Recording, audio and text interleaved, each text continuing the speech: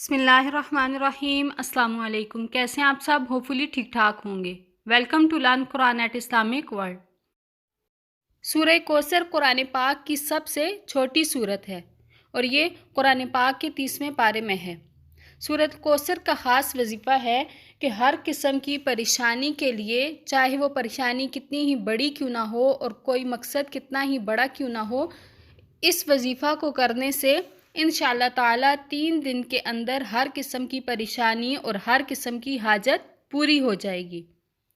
تو وظیفہ اس طرح ہے کہ یہ وظیفہ جمعرات، جمعہ اور ہفتہ 3 دن کرنا ہے، یعنی یہ جمعرات سے شروع کرنا ہے اور ہفتے کے دن تک اس کو ختم کرنا ہے۔ دشمن سے چھٹکارا پانے کے لیے، شادی میں رکاوٹ ہو یا کسی قسم کی کوئی بھی حاجت ہو تو اس کے لیے یہ وظیفہ نہایت ہی مؤثر ہے۔ وظیفہ کو شروع کرنے سے پہلے درود شریف پڑھنا لازمی ہے۔ تو جمعرات کے دن آپ نے نماز فجر کے بعد اول و آخر درود شریف پڑھنا ہے، اس کے بعد 129 دفعہ سورۃ کوثر کو پڑھنا ہے۔ صبح نماز فجر پڑھ کر اس وظیفے کو کریں، اس کے بعد نماز عصر پڑھ کر اس وظیفے کو کریں۔ پہلے اول و آخر درود شریف پڑھیں، پھر درمیان میں 129 دفعہ سورہ کوثر پڑھیں اور اسی طرح ہی عشاء کی نماز کے بعد اسی طریقے سے یہ وظیفہ کرنا ہے۔